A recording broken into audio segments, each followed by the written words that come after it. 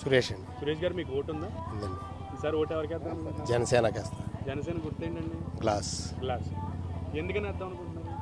పవన్ కళ్యాణ్ ఆశయాలు కానీ, పవన్ కళ్యాణ్ తీసుకున్న నిర్ణయాలు కానీ, అతను చేసిన సమాజ సేవలు కానీ, మిగతాకి అలా అందరికీ ఒక చోటకి అందకుండా స్టేట్ అంతా అతనికి ఒక పదవి అంటూ ఉంటే స్టేట్ అంతా డెవలప్ అవుద్దని ఆశ. అంటే కూటమి వస్తే ఇప్పుడు రాజానగరం అభివృద్ధి చెందుతుంది అనుకుంటున్నారు? పక్కా. గత నాయకుల కన్నా ఈసారి కానీ కంపల్సరీగా ఇక్కడ జనసేన కానీ విన్ అవుతే ఇంతకుముందు చేసే పనుల కన్నా ఎప్పుడో 15 సంవత్సరాల క్రితం ఎప్పుడో జగ్గమూడి రామ్మోహన్ రావు గారు టైంలో చూసాం. కానీ గత 10 సంవత్సరాల నుంచి రాజనగరం మండలం రాజనగరం నియోజకవర్గానికి అయితే చేసిన అభివృద్ధి అయితే జీరో. ఈసారి బత్తిరి బలరామకృష్ణ గారు వల్ల పవన్ కళ్యాణ్ గారి ఆధ్వర్యంలో అభివృద్ధి అని చాలా ఆశపడుతున్నాం. అలాగే చదువుల విషయంలో కూడా వెనకబడిపోయిన ఏం జస్టిన్ చేశాను సార్? ఎక్కడ సార్? అంటే ఇంగ్లీష్ మీడియం చెప్పేది సరిపోయింది. అందులో చెప్పి మాస్టర్లు ఉండాలి కదండి. ఎక్కడండి?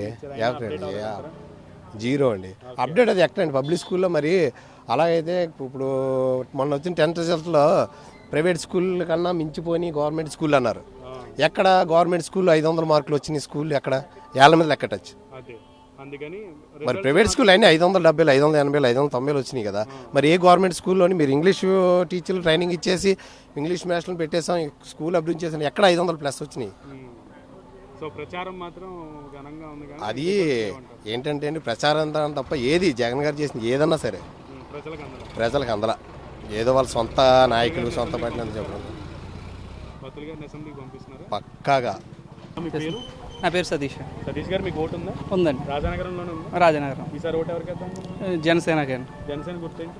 గాజు గ్లాస్ అండి. ఎందుకు వేద్దాం అనుకుంటున్నారు? మేము ఫస్ట్ నుంచి జనసేన, అందే కూడా ఇక్కడ జనసేనకి మంచి వ్యక్తికి ఇచ్చారండి. ఎవరు అభ్యర్థి? ఎవరు? బత్తుల బలరామకృష్ణ గారు అండి. మా అందరికీ కూడా నాన్ లోకల్ అనే కేటగిరీ వస్తే ఏం చెప్తారు? మాకైతే లోకల్ నాన్ లోకల్ అని కాదు కానీ మాకు ఇక్కడ ఇచ్చిన వ్యక్తి మంచి వ్యక్తి అని మేము నమ్మాం. ఆయన ఏంటంటే వచ్చిన కాడి నుంచి అతి తక్కువ సమయంలో చాలా బాగా ముందుకు తీసుకెళ్లారండి పార్టీని. ఆ నమ్మకంతో ప్రజలకు కూడా మంచి చేస్తారనే నమ్మకంతో మేము ఆయన నమ్ముతున్నామండి. మేము ఫస్ట్ నుంచి జనసేనకి చేస్తున్నాం. ఇప్పుడు ఏంటంటే మాకు ఇంకా నమ్మకం కలిగింది ఈయన వచ్చిన తర్వాత. ఇంకా నమ్మకం కలిగింది. మేమైతే 30 నుంచి 50 మధ్యలో వస్తుంది.